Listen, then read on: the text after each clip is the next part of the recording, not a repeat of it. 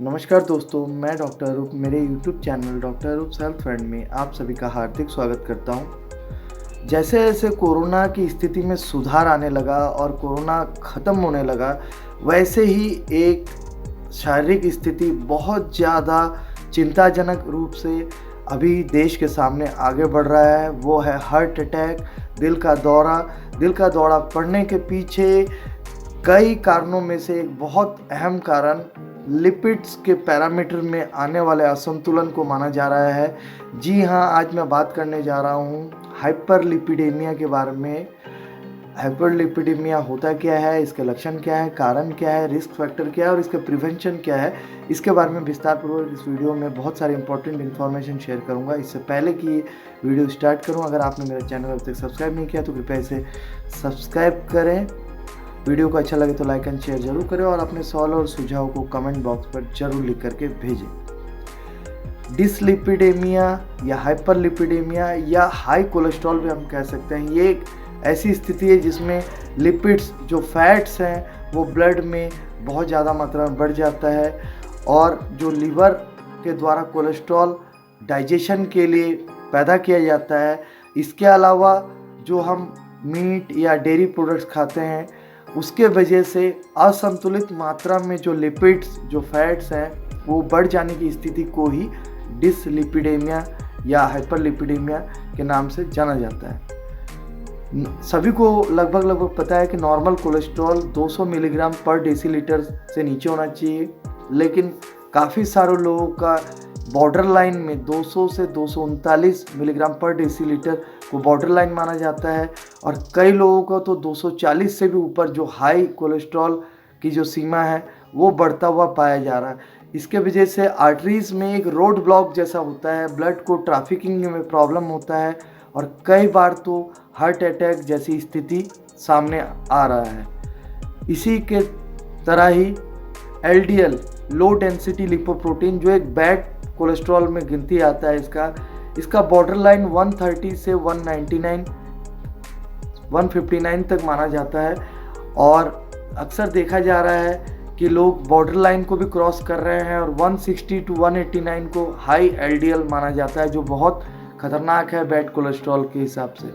VLDL भी एक तरह का बैड कोलेस्ट्रॉल है जो ट्राइग्लिसराइड को कैरी करता है। ये भी कई बार देखने के लिए मिल रहा है कि जो नॉर्मल इसके सामान्यतम रेंज है उस रेंज से ज़्यादा मात्रा शरीर में मौजूद है। HDL जो गुड कोलेस्ट्रॉल है,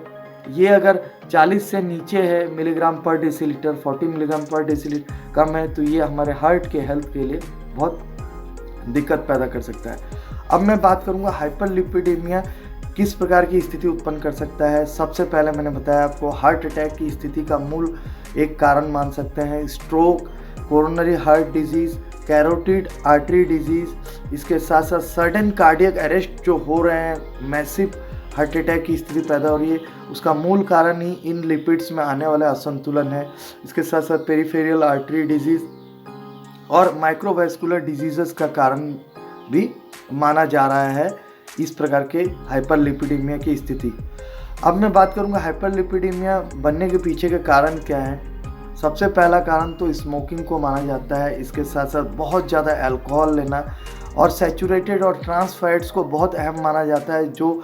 हम लगातार खाते रहेंगे और दिन भर घर में बैठे रहेंगे, एक्टिविटी नहीं करेंगे, स्ट्रेसफुल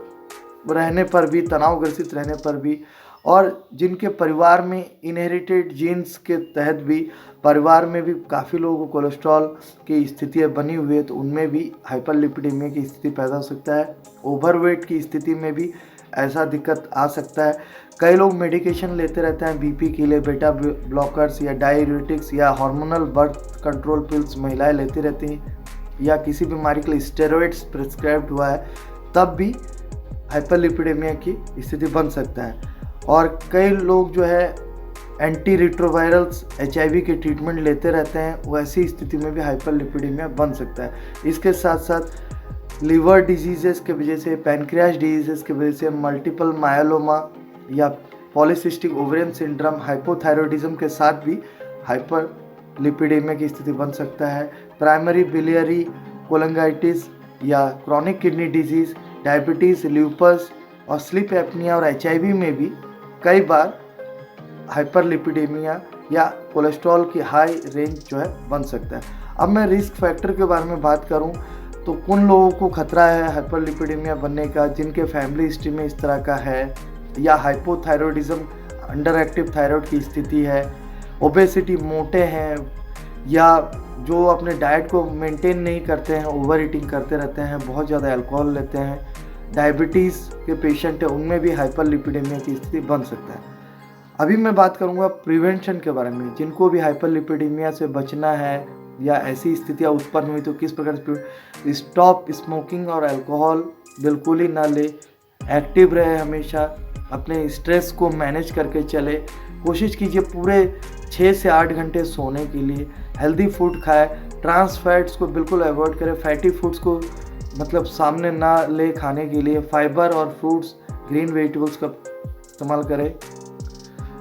कोशिश कीजिए वेट को मैनेज करने के लिए एक्सरसाइज कीजिए, योगा प्राणायाम कीजिए। ये सब तरीके से अगर आप चलेंगे तो मैं समझता हूँ आपको हाइपरलिपिडेमिया की स्थिति से आप अपने को बचा के चल सकते हैं और हेल्दी रख सकते हैं। तो मैं समझता हूँ इस वीडियो में दी गई जानकारी आपको काफ़ी हेल्पफुल रहेगा और इसी प्रकार की कोई भी स्वास्थ्य संबंधी जानकारी या चिकित्सा हेतु अगर आप मुझसे प्रत्यक्ष मिलना चाहते हैं तो मेरे तीनों क्लिनिक्स का एड्रेस और मेरा व्हाट्सएप नंबर यूट्यूब के डिस्क्रिप्शन बॉक्स में दिया हुआ है, आप वहाँ से भी मुझ तक संपर्क कर सकते हैं। धन्यवाद, नमस्कार, जय हिंद।